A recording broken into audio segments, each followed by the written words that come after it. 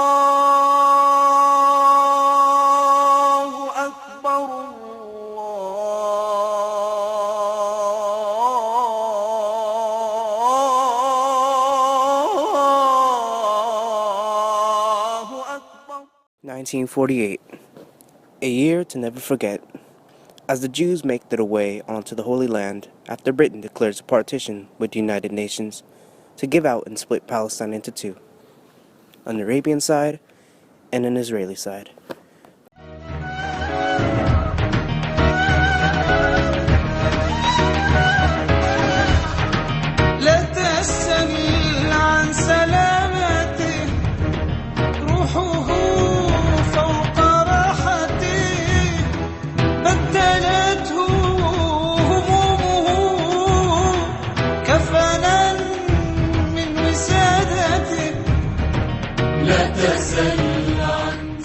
Today we are going to meet Hamdallah, a 10-year-old Palestinian being forced off his home.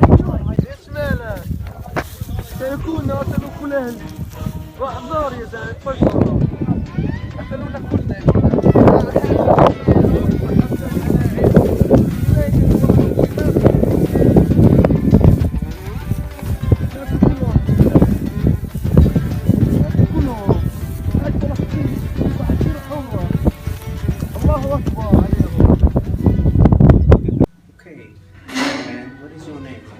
أنا اسمي حمدلله. What do you symbolize?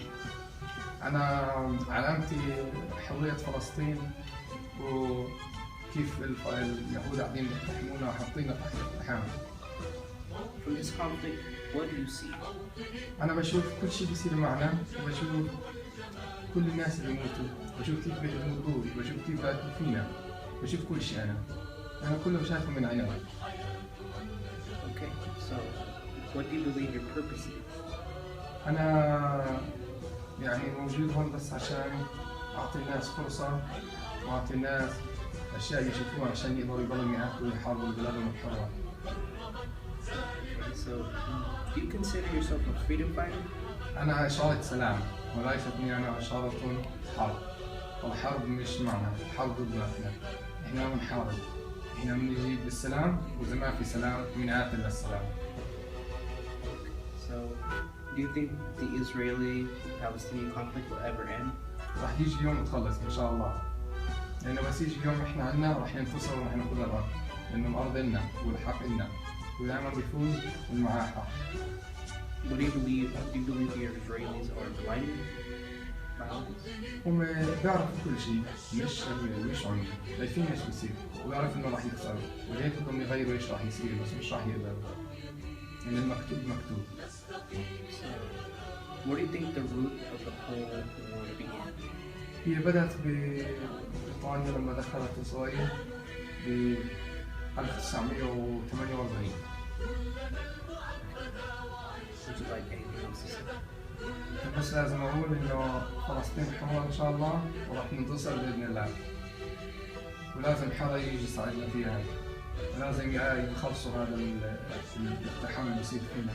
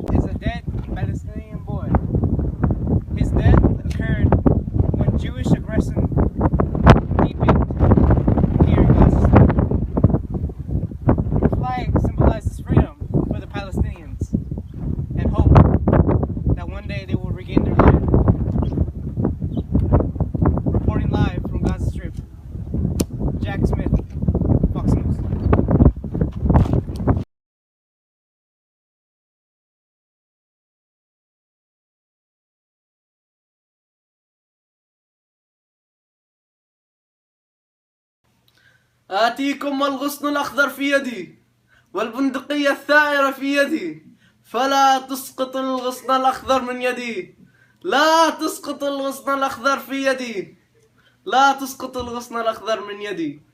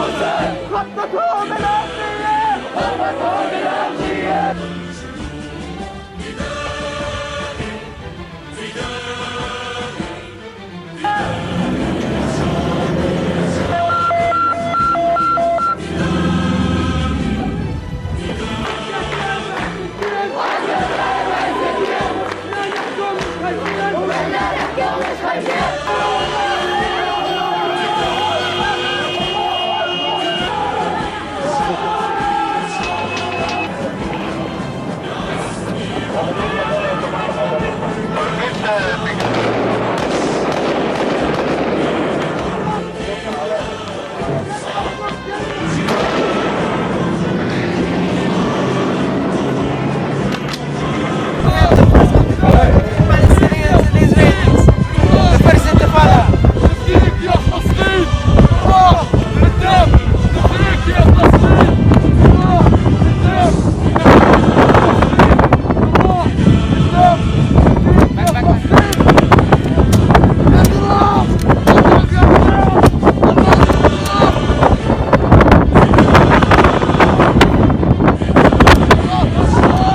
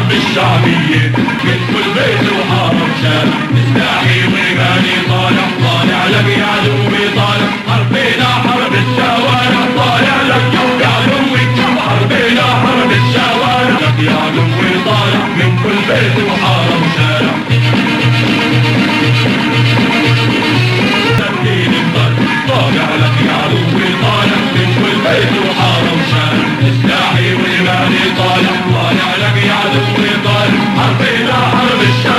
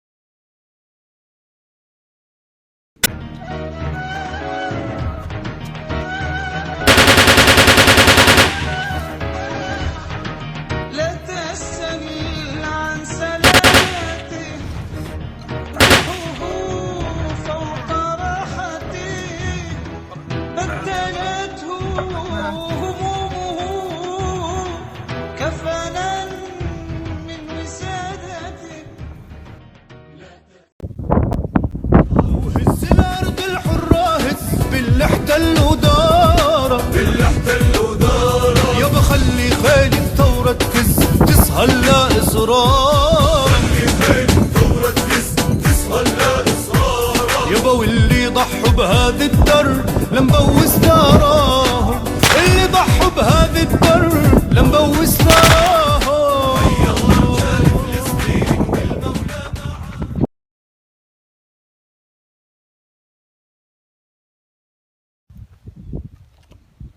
سير يلا يلا يلا يلا يلا يلا يلا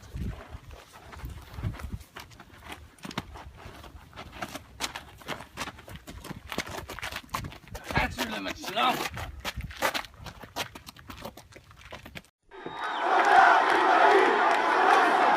Here in Jerusalem, thousands of mourners gathered to join the funeral procession of murdered Palestinian teenager Mohammed Abu Qadir.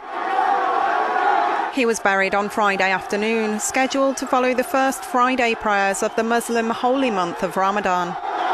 The funeral took place near the family's home in the Shuafat district in East Jerusalem. Prior to the funeral, Mohammed's body was carried for burial through East Jerusalem, wrapped in a Palestinian flag. The 16-year-old was abducted from outside his father's shop on Wednesday. His burned remains were found in a forest a few hours after he went missing. الله أكبر الله أكبر خصيفة خصيفة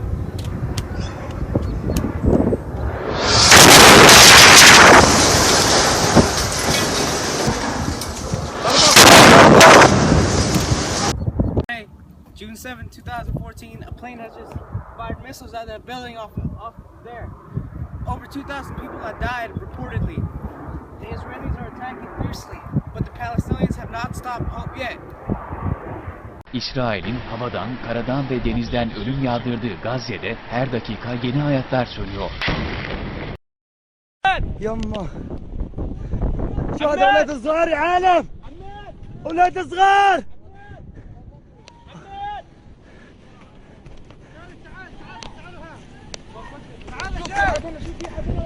ها 4 اولاد هم 4 ولا 5 اولاد 4 اولاد في هناك كمان واحد بتصاوب وين الباقي؟ دير بالكم من التجمهر بس ايه نحملوهم طب ليش خليتوهم هنا؟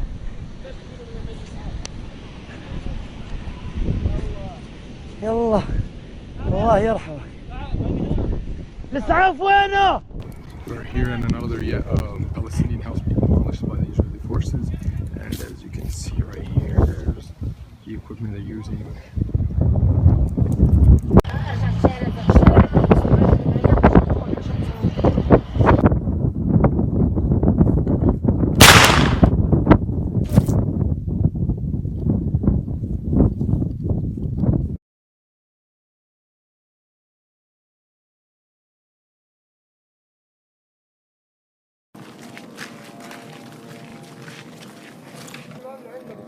Did they not shoot?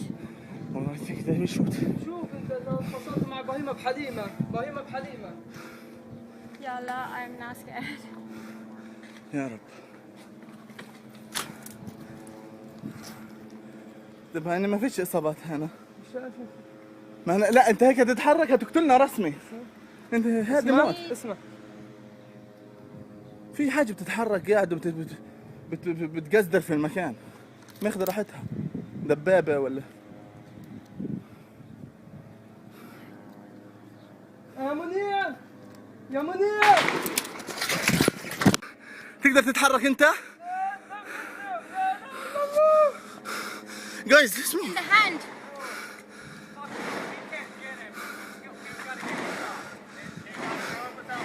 والله يلا يلا يلا يلا اشهد ان لا اله الا الله الله يلا ارحمنا يلا يا رب he's took it he took another shot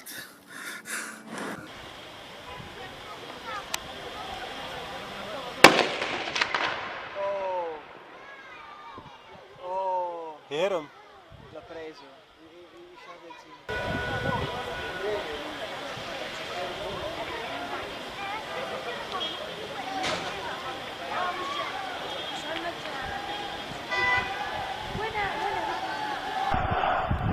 مولوتوفي مولوتوفي رشاشي رشاشي وسلاحي الله أكبر يا القدس نادت رجالنا تزهر صهيوني يابا يمضي ويتطهر يا القدس نادت ورجالنا تزهر صهيوني يابا يمضي ويتطهر رشاشي وسلاحي الله أكبر مولوتوفي رشاشي وسلاحي الله أكبر الله الله أكبر الله أكبر الله أكبر يابا عند الراس أنزل مياديني كل العدا الأنجاز تغشى سكاكيني يابا عزيز الراس أنزل مياديني كل العدا الأنجاز. Name. My name is Moshe Alhon. Alright, so what do you represent? I am a pro-Israeli. Alright, so what are your beliefs? This land was ours 2,000 years ago, and now we are taking it back. What do you think about those mass murders you guys commit? Oh, no, we only kill terrorists. Terrorists, you say? Yes. Terrorists as in children? No. Only people that do terrorist acts. So you believe children do terrorist acts? No, they're too innocent. Let's see. Why do you kill them? Kill who? The children. We don't kill children. We never killed any children. You do. We don't. Yes, you do. We have footage. No, there's no footage of us killing children. Brian, could you roll the tape, please? Oh, yeah, I got you. I'll roll it up right now. What do you think of this, huh? Some couple kids you guys were killing after the bombings, and then you guys, your prime minister was admitting and saying that it was just an act of terrorism and the kids happened to be there. What do you think of that? Yeah, he is right. The kid, if they were there, they must have been killed on accident. We do not aim for children. What about having soldiers put guns in kids' heads and then killing them? No, we didn't do that. Okay, I mean, if you say so, it's good. I'm not going to take sides. No. Thank you. Assalamu alaikum. Assalamu alaikum. What is your name? أنا خالد مشعل. So, how do you believe this war started? This war started from early 1948 when Britain sent down and brought all the Israelis and the forces and backed them up. They gave them our territories, kicked people off their land. We call it Nakba, which is the day that happened the catastrophe. And that's when the whole thing started, basically because they gave them a right to a land that didn't belong to them and gave them weapons, and they just continued on massacres and killing us and taking us off our land. Alright, so in your perspective, how do you see the war today?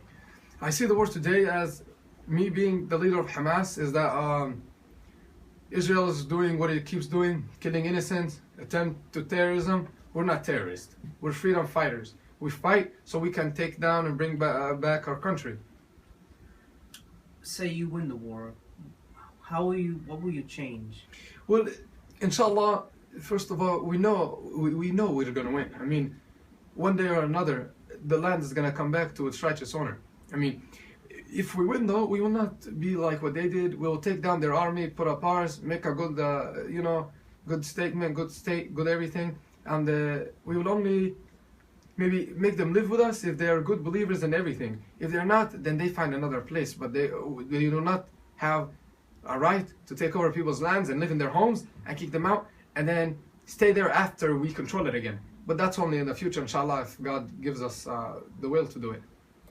Okay, so say you win, will there be any concern of an Israeli comeback? Most likely not, because depending on how we do it, if we do, there would be no state of Israel anymore. I see. Well, can you explain what type of people the Israelis killed?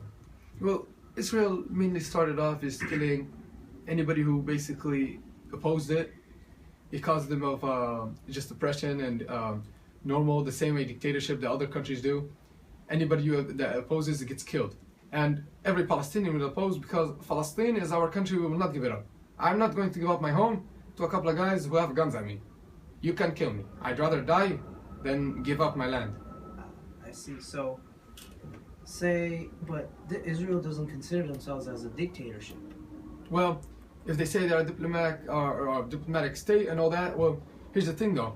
How could you be not a dictator when you're forcing people on a different way of life and killing them and kicking them out of their country and bombing a small strip of land every time you feel like it, giving people no authority, no freedom at all, and call yourself not a dictator?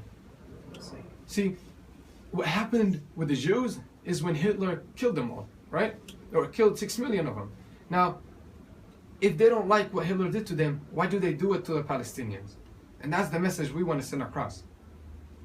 Do you want to say any last statements? No, I just say peace to everybody. We will create peace, inshallah, one day, and the land will return to all its righteous owners. It will be to Palestinians as a race, and it will be to Christians, Muslims, and Jews as religion.